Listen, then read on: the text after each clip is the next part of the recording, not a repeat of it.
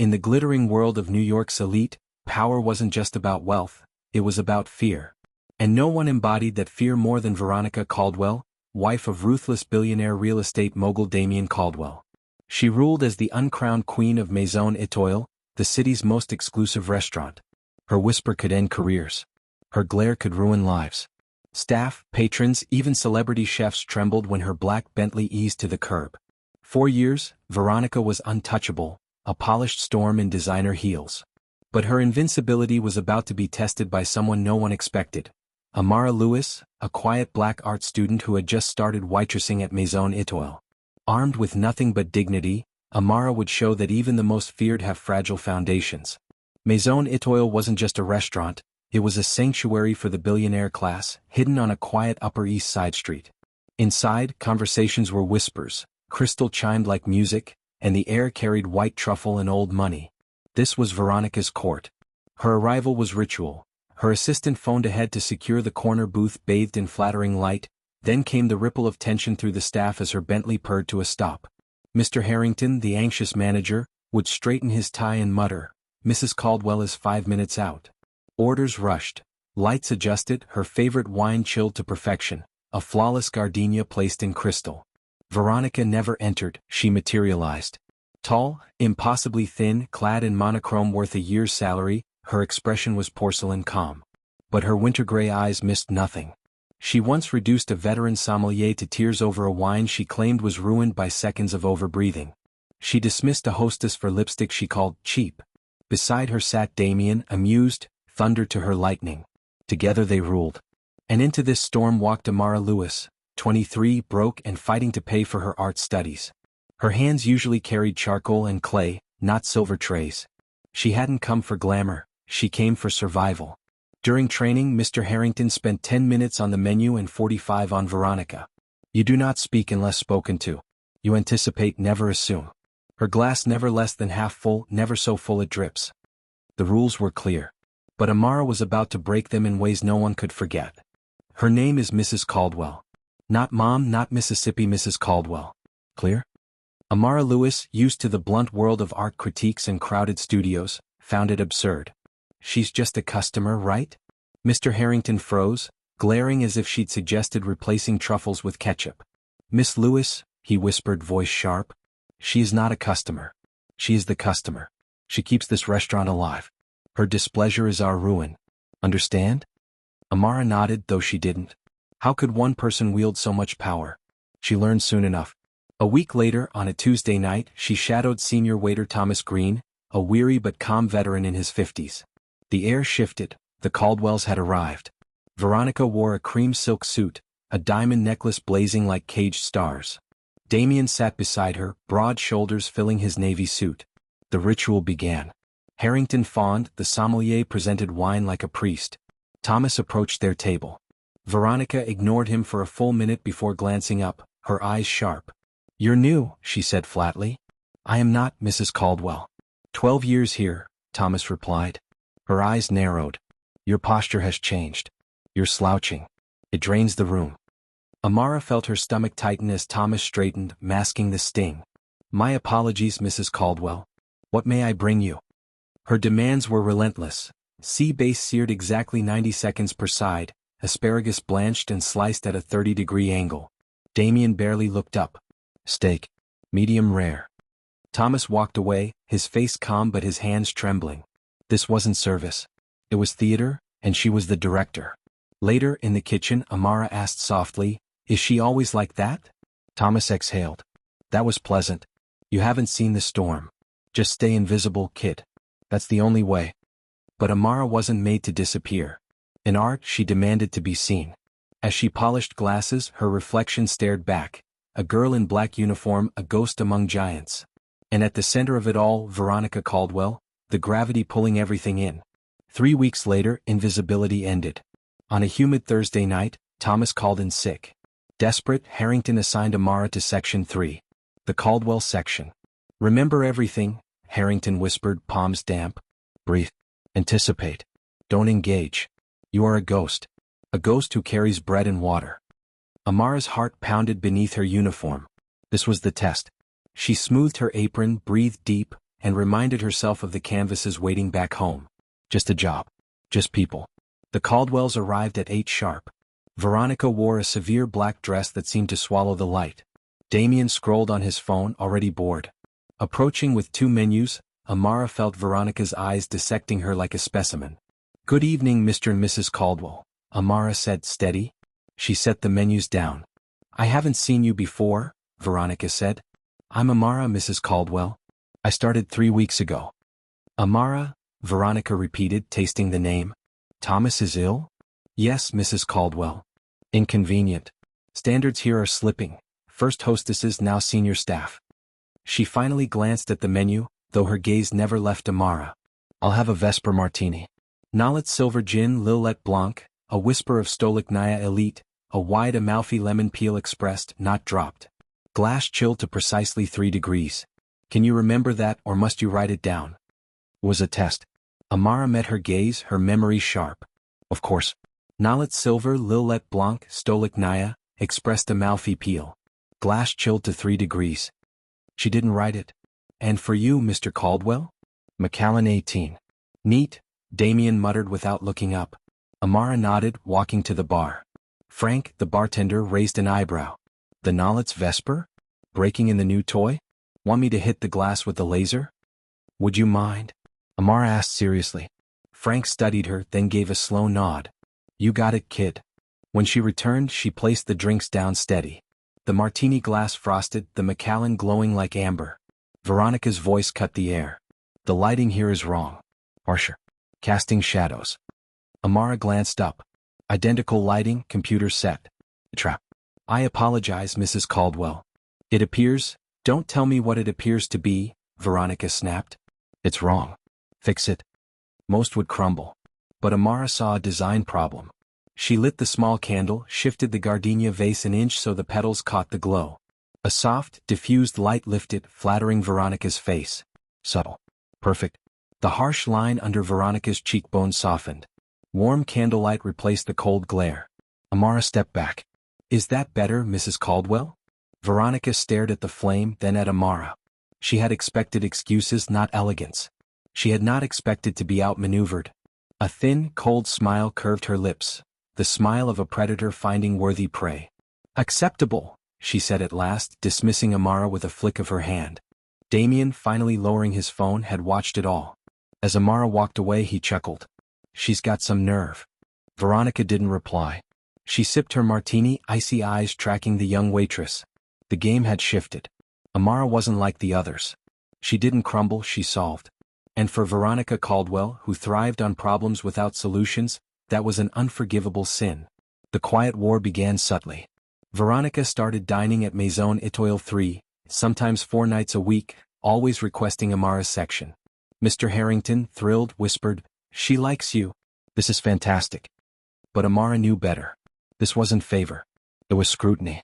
Every visit brought new impossible tests. One night, Veronica declared her chilled soup a degree too warm. The chef bristled, thermometer in hand proving perfection. Yet Amara returned calmly with a new bowl. "Mrs. Caldwell, the chef personally oversaw this one and sends his compliments." Another night, Veronica challenged the olive oil, insisting it was Tuscan when the menu listed Ligurian. Amara checked, returned with a serene smile. "You have a remarkable palate, Mrs. Caldwell. While our oil is Ligurian, the chef finished this dish with a Tuscan blend for its peppery notes. He's very impressed, you noticed." A lie, but delivered with grace. Then came the personal strikes. "That pin you wear," Veronica said one evening, gesturing at the small sparrow on Amara's lapel. "A gift from her late mother. It's distracting. Sentiment is for your private life. Remove it." Amara's fingers brushed it once before she unclasped it, slipping it into her pocket. "As you wish." The victory left Veronica unsatisfied. Amara's calm obedience carried a quiet defiance. No tears. No retreat. Just dignity. So the psychological war escalated. "Art school," Veronica mused one night, her voice dripping. "How quaint. Do you enjoy your little hobby?" "I do very much," Amara replied, refusing the bait. "And what will you do with that? Paint coffee shop walls? Design menus?" The insult dripped. "I plan to create art that makes people feel," Amara said simply. "Gallery or cafe doesn't matter. The connection does." Her sincerity was a shield. Veronica's barbs slid off, leaving staff whispering in awe. Amara was becoming a quiet legend. Wagers spread in the kitchen about how long she'd last. Thomas, recovered and watchful, warned her one night as they polished silver. "You're playing with fire, kid. She's not just trying to fire you. She wants to break you." "What am I supposed to do?" Amara asked, scrubbing a fork too hard. "Quit." "I can't. I need this job." "Then make a mistake," Thomas said low. "Spill. Drop a plate.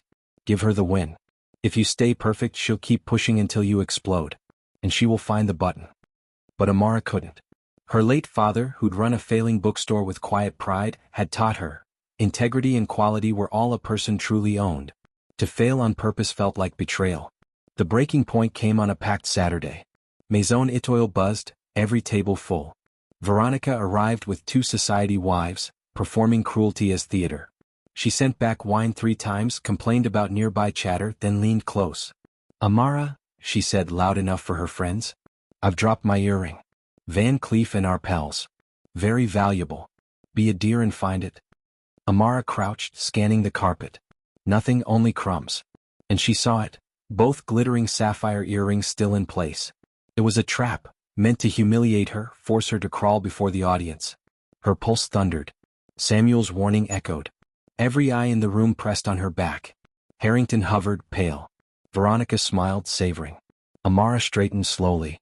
She leaned in, voice low, sincere. "Mrs. Caldwell, I'd be happy to search. But I notice you're wearing both earrings. If I kneel now, it might suggest you've been forgetful. I wouldn't want your friends to get the wrong impression."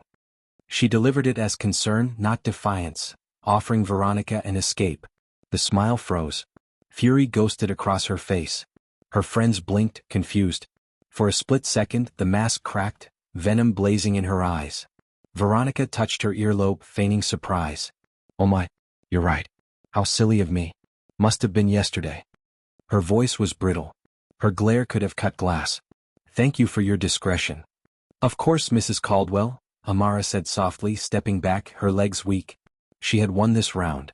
But as she walked toward the kitchen, dread hollowed her chest. She hadn't just defied Veronica Caldwell, she had humiliated her before witnesses. And she knew the war was about to grow darker. The aftermath of the earring incident was silence. Veronica did not return to Maison Etoile for 2 weeks. The staff sighed relief, a ceasefire in a brutal campaign. Harrington praised Amara's deftness, though he eyed her like a bomb that hadn't gone off. Amara felt no relief. It was only the pause of a predator coiling for its strike. She used the lull to watch and listen. The world of Maison Etoile unfolded into an ecosystem of secrets.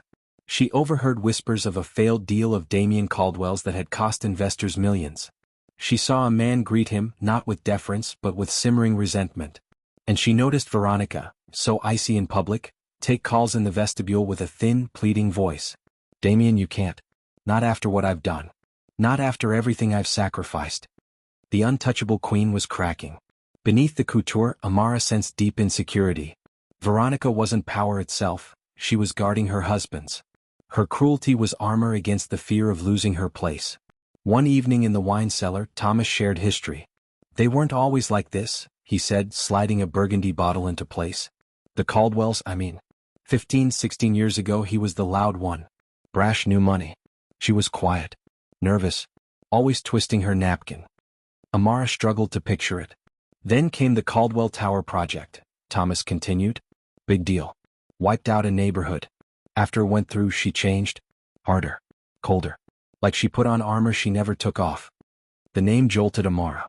Caldwell Tower, the glass monolith that had replaced her family's block. Their bookstore, the Lantern's Page, had stood there. Her father's pride. A refuge of old paper and worn chairs. The development destroyed it, the payout insultingly small. Her father never recovered, the stress broke him. Suddenly this wasn't just a job. The dragon named Veronica Caldwell now had a face. Her power and wealth were built on Amara's loss. The fight was no longer about keeping her job. It was about justice.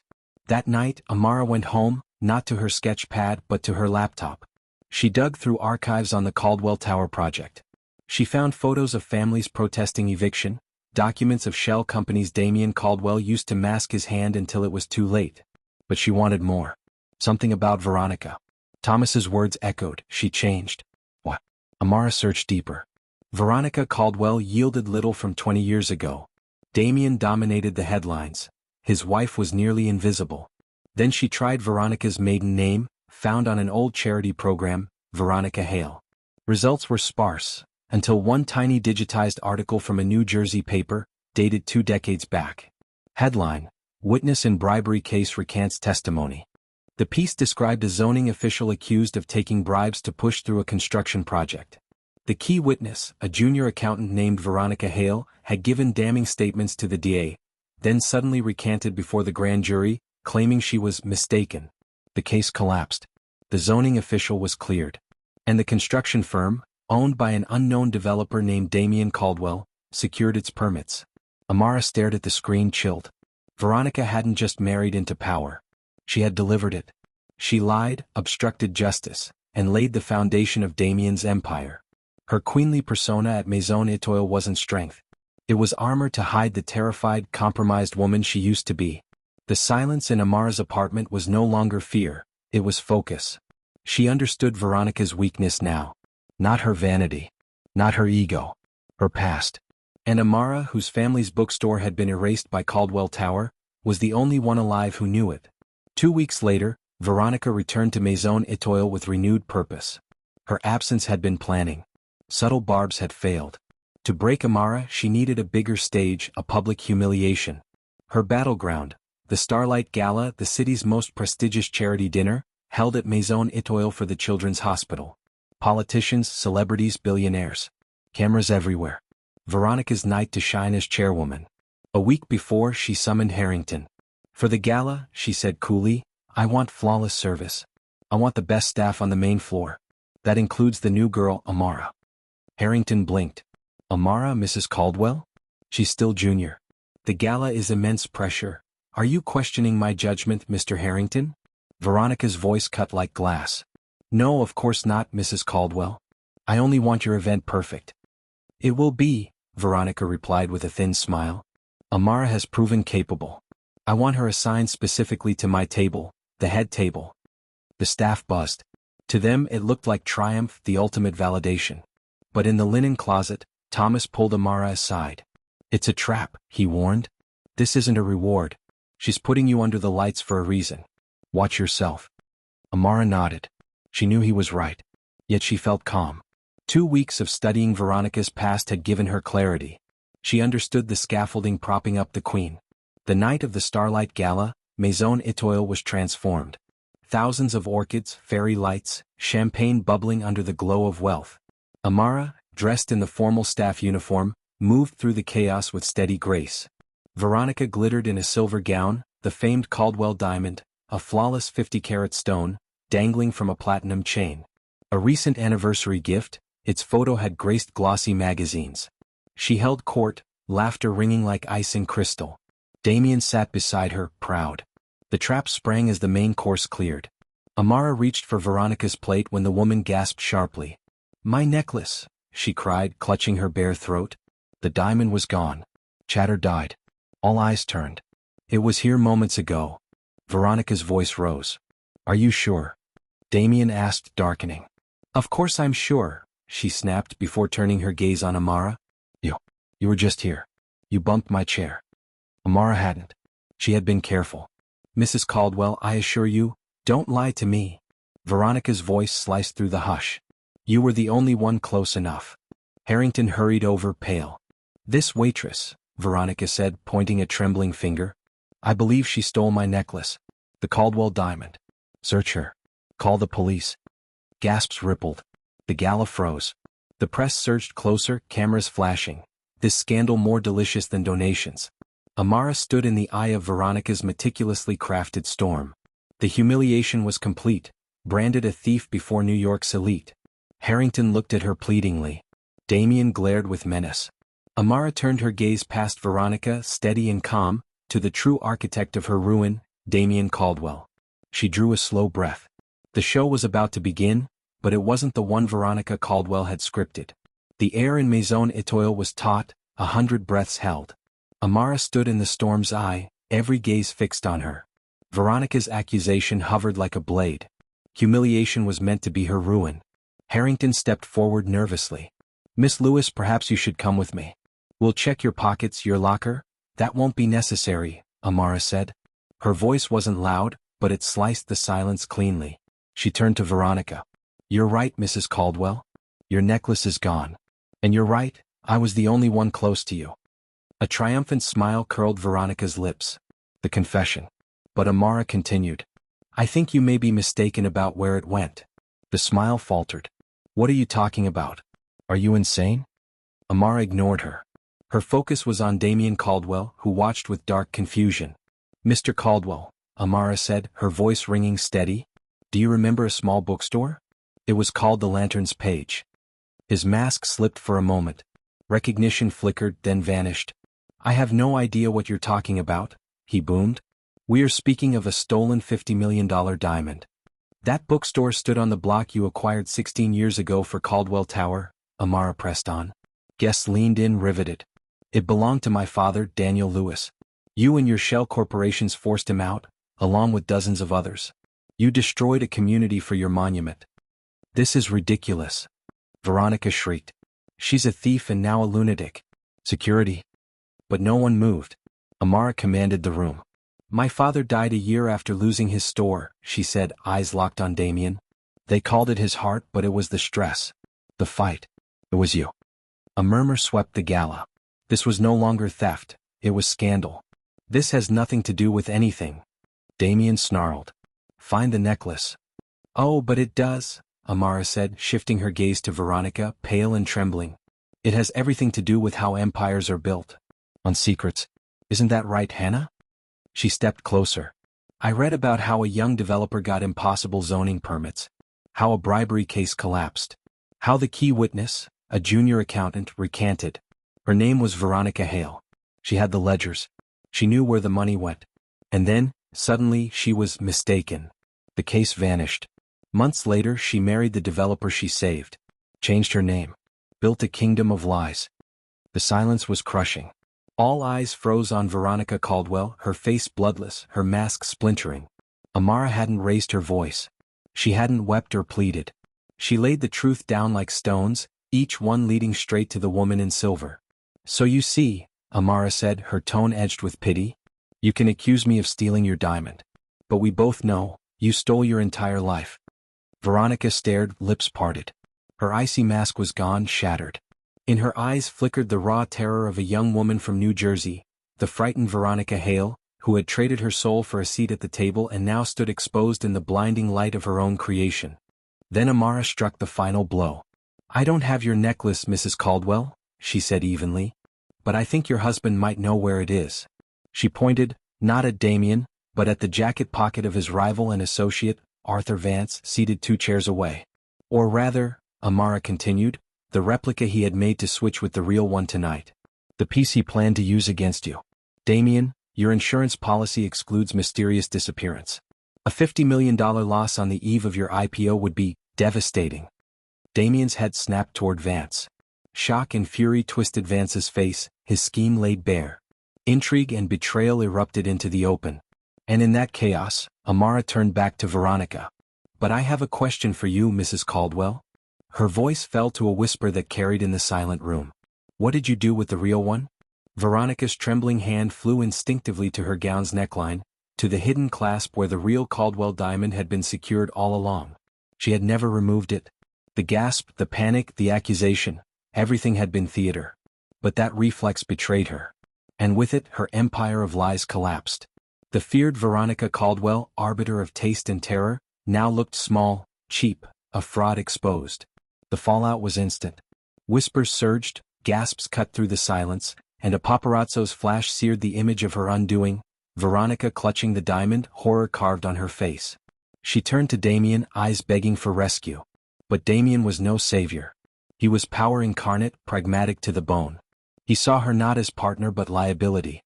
Her scandal, bribery, fraud, false accusation, was poison to Caldwell Properties, days before the public offering. His face hardened. With a small, dismissive shake of his head, he severed her. A silent amputation. And just like that, Veronica's reign ended. Damien turned and strode toward the exit, security clearing his path. He didn't look back. Arthur Vance, replica still in his pocket, smirked. He sipped his wine and watched the queen burn. Veronica was left alone in the spotlight, the whispers circling her like vultures. The fear she had cultivated for years was gone, replaced by pity and contempt. She was no longer a queen, she was a jester undone by her own scheme. Her attempt to brand a waitress a thief had only revealed her as a monster and a fool. Stumbling from the table, her silver gown looked like a cheap costume as she fled Maison Etoile, haunted by her past and the merciless eyes of her present. In the chaos, as Harrington stammered apologies to guests, Amara Lewis slipped back to the staff changing room. Her hands trembled, adrenaline finally surging. She had done it. She hadn't sought revenge, only truth. She had held a mirror to Veronica Caldwell, and the reflection had shattered her. Thomas was waiting by the lockers. He didn't speak, just handed her a glass of water. His tired eyes shone with quiet respect. Amara didn't finish her shift. Harrington, shaken, told her to go home. Stepping into the cool night air, a weight lifted, a weight she hadn't realized she carried for years. Not just the job or Veronica's cruelty, but her family's buried grief. She never returned to Maison Etoile. She didn't need to. The story spread quickly, the waitress who toppled the queen. Veronica vanished from the social scene. Her divorce from Damien was quiet. Caldwell Properties IPO stalled, then underperformed, stained by scandal. Amara poured herself into her art. Months later, she held her first small gallery show in Brooklyn. The centerpiece was a portrait. A woman in a silver gown, her face flawless, but in her eyes the reflection of a terrified younger self clutching a ledger. In the background lingered the ghostly image of a small bookstore, the lantern's page. Its title, The Price of a Tower. It was the first painting sold. So, what's the takeaway from Amara's story? True strength isn't in money or names or fear. True strength is quiet. The integrity you keep when no one is watching, the courage to speak truth even when your voice shakes. Veronica Caldwell built her world on lies. And it only took one person, armed with simple truth, to bring it crashing down. Amara Lewis never sought to be a hero. She just refused to be a victim. She reminds us that dignity is a shield money can't buy and cruelty can't break. What would you have done in Amara's place? Have you faced a Veronica in your own life? Tell me in the comments. If this story touched you, hit like, share it with someone who needs to hear it, and don't forget to subscribe for more true stories of quiet courage and unexpected justice.